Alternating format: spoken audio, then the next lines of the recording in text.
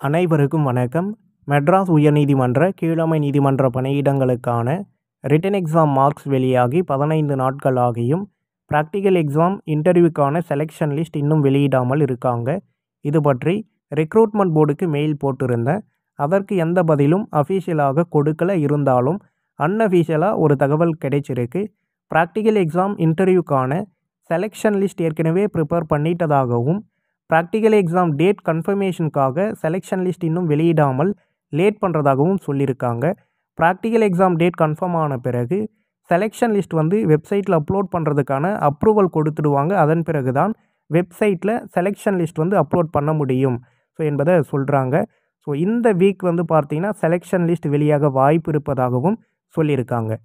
Practical exam date கன்ஃபர்மேஷனுக்காக தான் selection list இன்னும் வெளியிடாமல் இருக்காங்க என்பதை தெரிஞ்சுக்கோங்க. ப்ராக்டிக்கல் எக்ஸாம் பார்த்தீங்கன்னா இந்த மாதம் கடைசியில் அல்லது அடுத்த மாதம் முதல்ல நடைபெற வாய்ப்பு இருப்பதாகவும், செலெக்ஷன் லிஸ்ட் வெளியான பிறகு ப்ராக்டிக்கல் எக்ஸாம் இன்டர்வியூ டேட் கன்ஃபார்மாக தெரிஞ்சிடும் என்பதையும் சொல்லியிருக்காங்க.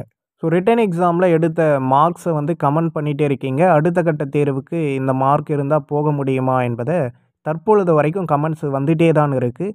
ரீசெண்டாக பார்த்தீங்கன்னா குறைவான மார்க் எடுத்தவங்க அவங்களுடைய மார்க்கை ஷேர் பண்ணி ரொம்ப கஷ்டப்படுற மாதிரிலாம் கமெண்ட் பண்ணுறீங்க. அதனால் பார்த்தீங்கன்னா செலெக்ஷன் லிஸ்ட் வர வரைக்கும் வெயிட் பண்ணுங்கள். ஒரு சில மாவட்டங்களில் 75லிருந்து 80 மார்க் எடுத்தவங்க கூட அடுத்த கட்ட தேர்வுக்கு போக வாய்ப்பு இருக்குது. அதனால் நீங்கள் எடுத்த மார்க்கை நினச்சி கஷ்டப்பட வேண்டியதில்லை. செலெக்ஷன் லிஸ்ட் வர வரைக்கும் வெயிட் பண்ணுங்கள். செலக்ட் ஆகலை அப்படின்னாலும் கவலைப்படாதீங்க, சரிங்களா? அடுத்து நிறைய தேர்வுகள் இருக்குது. அதற்கு நீங்கள் படிச்சுட்டே இருந்தீங்க அப்படின்னா கண்டிப்பாக ஏதாவது ஒரு தேர்வில் கண்டிப்பாக சக்ஸஸ் பண்ண முடியும். கிளியர் பண்ணிவிடுவீங்க, வேலை வாங்கிடலாம். டிஎன்பிஎஸ்சி எக்ஸாம் இருக்குது, ஆர்ஆர்பி இருக்குது, போலீஸ் எக்ஸாம் இருக்குது. அடுத்த கோர்ட் எக்ஸாமுக்கான நோட்டிஃபிகேஷன் இந்த இயர் எண்டில் எதிர்பார்க்குறோம். அதனால் நிறைய எக்ஸாம் இருக்குது. கண்டினியூவாக படிச்சுட்டே இருங்க. அடுத்தடுத்த தேர்வுக்கு கண்டிப்பாக நான் பயனுள்ள வகையில் வீடியோக்கள் கொடுத்துட்டே இருப்பேன். உங்களுடைய சப்போர்ட் இருந்துச்சு அப்படின்னா கண்டிப்பாக உங்களுக்கு பயனுள்ள வகையில் வீடியோக்கள் கண்டினியூவாக சேனலில் வந்துகிட்டே இருக்கும்.